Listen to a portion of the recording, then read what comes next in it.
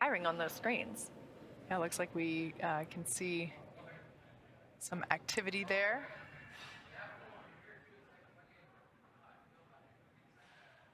Once again, on the left-hand side of your screen is our commander, Rajachari, and on the right-hand side is pilot Tom Marshburn. Used when they entered the capsule about 6 months ago. So that's a live view of that nose cone closing.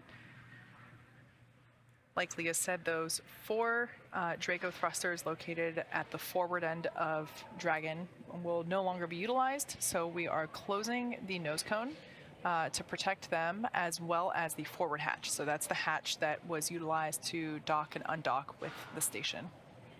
That was pretty cool. I'm not sure I've seen that before.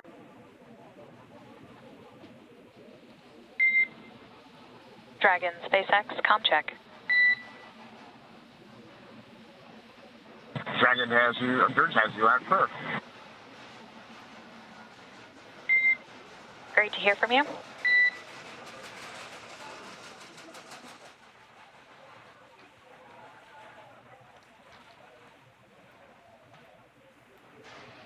So as you just heard, we had confirmation from Commander Rajachari.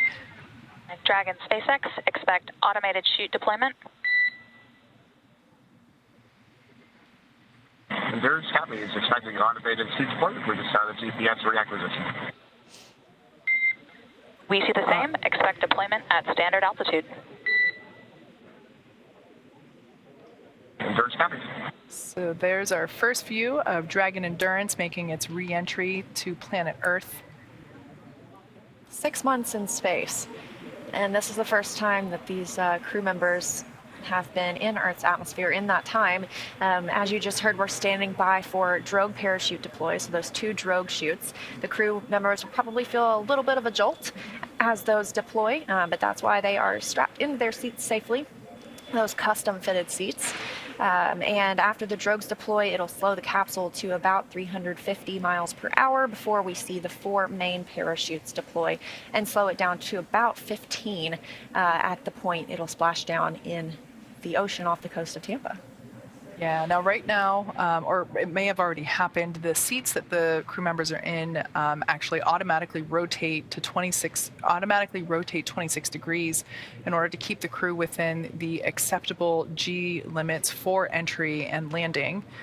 As I mentioned before, if we didn't have these drogue chutes, which they deploy around 18,000 feet, so we're expecting to see those pop out any moment, without those drogue chutes, we would have to make...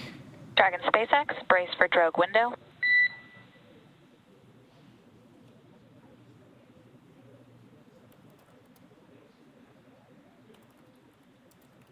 So without these drogue chutes, we'd have to make the main parachutes 3 times stronger and heavier. Expecting those drogues to deploy any moment. And of course, those drogues deploy automatically, but if needed, the crew can deploy them manually. They have a hardline button in the capsule. It's beneath their display where they monitor the mission.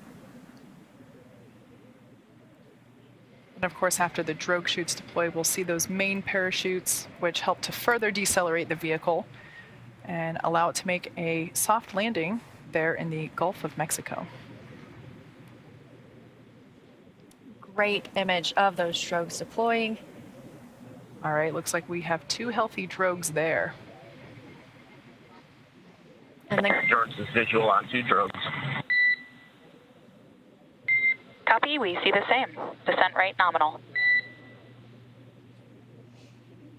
and if you noticed, as those drogues were deploying, the drogues didn't open up to that full size you saw all the way at first. It's called reefing. They open up more slowly so that it's not as big of a jolt to the capsule and to the parachute system. And again, these will help slow the capsule to 350 miles per hour, which still seems fast, but compared to 17,500. There we can see the deployment of those main parachutes.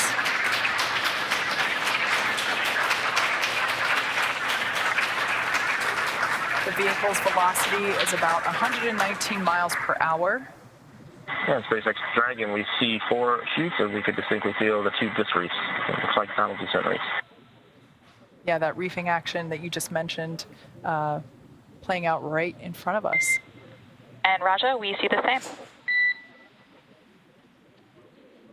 Excellent views here.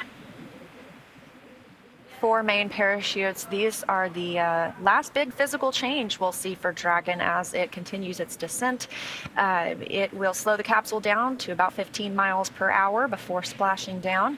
And teams are in position. They're moving their way closer to where the Dragon will splash down. Again, we'll have some fast boats that will approach the capsule first, ensure it's safe for the recovery ship to approach. And within an hour of these crew members splashing down on Earth, we expect to see them getting out of the capsule.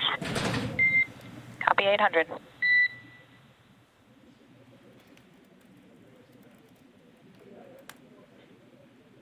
Now, for those that might not be familiar with Dragon itself, over the lifespan of the Dragon program, we've had great success with water landing, which is what we are attempting today. We've had with 25 successful splashdowns, and they're... Copy 600. And we do that water landing because it's simpler, therefore more reliable, provides more margin against unlikely parachute issues. Now, we did have to learn how to make Dragon waterproof, but once you do that, it's very much a rinse, review, reuse type process. And splashing down is not necessarily a new technique. 400 meters. Copy 400. Only 400 meters, so getting closer and closer back to planet Earth. But splashing down is also how the Apollo astronauts returned to Earth. Absolutely. So this capsule is not dissimilar to this design works very well, I should say. The capsule design when it comes to ablating heat as well as protecting crew members. And a very smooth ride home so far for our astronauts. 200 meters, bracing. Copy 200 and bracing.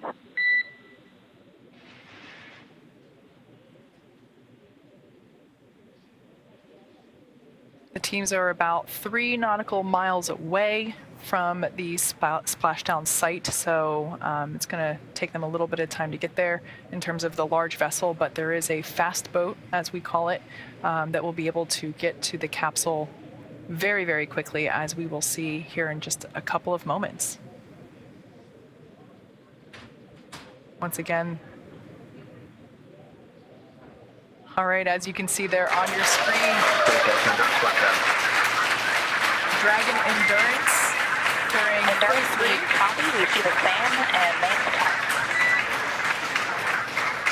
Crew-3 crew has splashed down in the Gulf of Mexico off the coast of Florida. So right now, Dragon is... On behalf of the entire SpaceX team, welcome home. Willkommen auf der Erde. It's been an absolute honor to support you on your mission, Endurance crew, and thanks for flying SpaceX. Thanks, Sarah. We're glad to be back. Thanks for letting us take Endurance on its shakedown cruise. Looking forward to watching many more flights of Endurance in the future. That was a great ride, and enjoyed working with the NASA and SpaceX team. Thanks for getting us to the space station and back safely.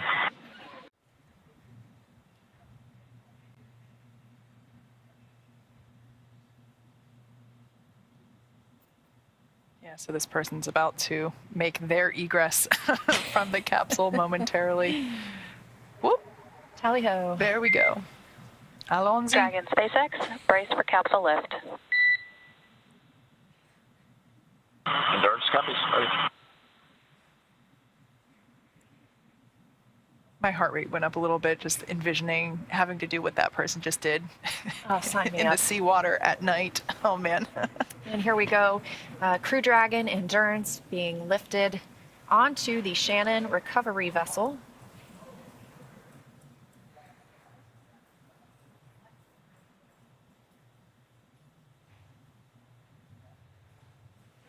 Pretty cool view there of the heat shield now that it has been lifted out of the water. You can see the water sloshing around there. That is actually where the parachutes deploy from. The main parachutes are located in that bay there under the side hatch. The drogue parachutes are located in the bays above the side hatch. That's a great view, as you mentioned, of the side hatch. So when they place Dragon in the nest, as they're preparing to do now, they will pull it closer to an egress platform, because this is significantly high off the ground, maybe 10 feet off the ground. So there's an egress platform that is level with the side hatch. That way it makes it easier for us to help the crew members out of the capsule.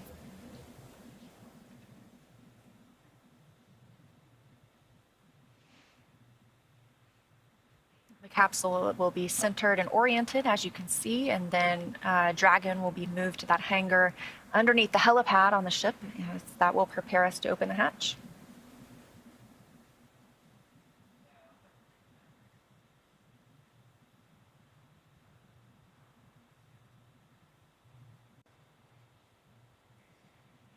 I could imagine that after spending 6 months in space, all of this must feel really weird. We heard him make a joke earlier about the water bottle feeling heavy. We can see that Commander Rajachari has now egressed the capsule and is making his way onto the rollaway. Looked like we had some thumbs up there just momentarily. Yes, Rasha looks to be in good spirits after 6 months in space. That means our 2 mission specialists, Matthias Maher and Kayla Barron, are still inside, and there's Marshburn. Also looks to be in great spirits.